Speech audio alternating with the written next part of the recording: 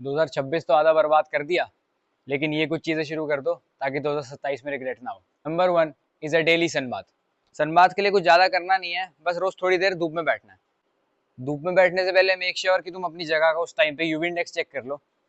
ये टेबल है जिससे तुम्हें हेल्प मिलेगी कि कितने यूवी इंडेक्स में कितनी देर बैठना चाहिए। और बात करें सन बाथ के फ़ायदों की, तो sunlight is the best natural source of vitamin D. और अगर बॉडी में विटामिन डी होगा तो बॉडी अच्छे से फॉस्फोरस और कैल्शियम को एब्जॉर्ब कर पाएगी, आपकी बोन्स को डेंसर बना पाएगी, तुम्हारे मसल्स अच्छे से अपना काम कर पाएंगे, और विटामिन डी की वजह से आपके हार्मोनल फंक्शंस भी अच्छे से काम कर पाएंगे। अपने पर्सनल एक्सपीरियंस की बात करूँ तो जो बच्चे ज़्यादा धूप में नहीं निकलते वो आसानी से या तो हड्डी तोड़वा लेते हैं या तो उनको फ्रैक्चर हो जाता है। एक रिसर्च में ये भी पता लगा है कि 58 to 60% लोग जो सुसाइड अटेम्प्ट करते हैं, सुसाइड करते हैं, वो विटामिन डी डेफिशिएंट होते हैं। Number 2 is strength training. ये तो सबको पता है कि स्ट्रेंथ ट्रेनिंग करके तुम्हारे मसल्स बड़े हो जाएंगे, तुम्हारी बॉडी लीनर हो जाएगी, तुम दिखने में अच्छे लगोगे, लेकिन मैं उन सब बारे में बात करने नहीं वाला हूँ। ये स्ट्रेंथ ट्रेनिंग के कुछ ऐसे फायदे हैं जो सिर्फ काफ़ी कम लोगों को पता है। स्ट्रेंथ ट्रेनिंग से तुम्हारा मेटाबॉलिज्म बूस्ट होता है।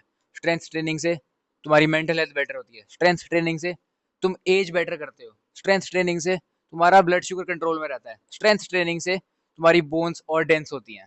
एक हफ्ते में 3 से 4 बार स्ट्रेंथ ट्रेनिंग का सेशन इनफ है। और अगर ये सब कुछ तुम्हारे लिए नया है तो तुम एक सिंपल सा स्प्लिट बताता हूँ।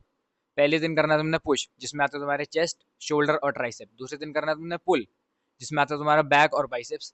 तीसरे दिन लेग्स, और चौथे दिन कोर। कोर में आता है तुम्हारे एब्स और lower back. Number 3 is regular cardio.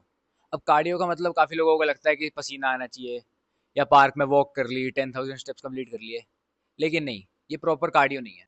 मैं जिस कार्डियो की बात कर रहा हूँ उसके लिए तुम्हें एक तो पसीना आना चाहिए और तुम्हारा सांस फूलना चाहिए, तब मैं उसे परफेक्ट कार्डियो कंसीडर करता हूँ।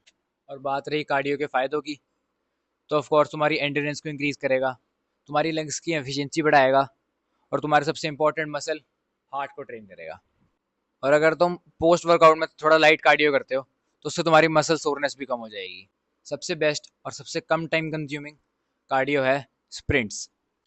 अगर तुम 100 मीटर की डिस्टेंस की 8 to 10 रेप्स स्प्रिंट्स भी लगा लेते हो तो वो भी इनफ कार्डियो है। एंड रिमेंबर, वॉकिंग कोई कार्डियो नहीं है, लेकिन इसका मतलब ये नहीं कि तुम वॉक करना छोड़ दो। अगर तुम वॉक करते हो तो keep continuing it. Number 4 is find a hobby और लर्न अ स्किल। ज़रूरी नहीं है किसी इंसान की सिर्फ एक ही हॉबी हो। अगर किसी को पियानो बजाना पसंद है तो उसे ड्राइंग करना भी पसंद हो सकता है, और अगर किसी को डांस करना पसंद है तो ज़रूरी नहीं कि उसे कुकिंग ना पसंद हो। तो जिस भी काम में मज़ा है वो करो, लेकिन वो एक अच्छी हॉबी तभी कंसीडर होएगी जब वो क्रिएटिव या प्रोडक्टिव हो। और अगर कोई ऐसी हॉबी नहीं है तो it's better to learn a new skill. Learn a productive skill like learning how to use an AI tool, और how to play a guitar, और इवन कोई नई कैलिस्थेनिक स्किल। और अगर कोई स्पोर्ट पसंद है तो तुम उसे भी सीख सकते हो। ज़रूरी नहीं है कि स्पोर्ट में करियर बनाना है तो ही उसे सीखा जाए।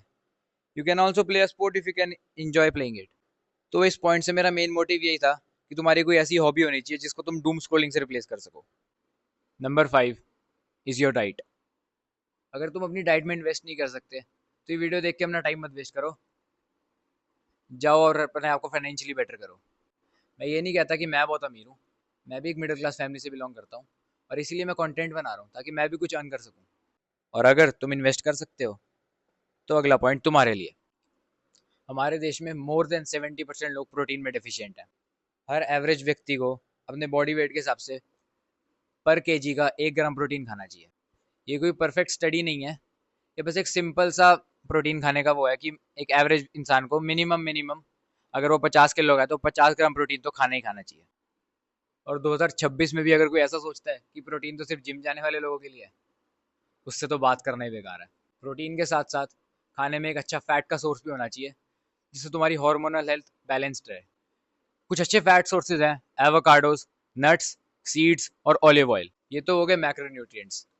और माइक्रोन्यूट्रिएंट्स भी इतने इंपॉर्टेंट होते हैं, जैसे कि vitamin, magnesium, calcium, potassium etcetera etcetera. जो भी हम बहुत कम क्वांटिटी में खाते हैं वो माइक्रोन्यूट्रिएंट्स होते हैं, और जो ज़्यादा क्वांटिटी में खाते हैं वो मैक्रोन्यूट्रिएंट्स होते हैं। माइक्रोन्यूट्रिएंट्स के लिए सिंपल और बेस्ट सोर्सेज हैं फ्रूट्स और बेरीज। ओवरऑल एक अच्छी डाइट की बात करें तो अपनी डाइट में डेयरी इंक्लूड करो, फ्रूट्स इंक्लूड करो, बेरीज इंक्लूड करो, और नट्स, ड्राई फ्रूट्स और सीड्स इंक्लूड करो। आफ्टर ऑल नॉनवेज को तो मैं बिल्कुल भी प्रमोट नहीं करता। बाकी यही थे कुछ पॉइंट्स जो तुम्हें भी स्टार्ट कर देने चाहिए। to thank yourself later.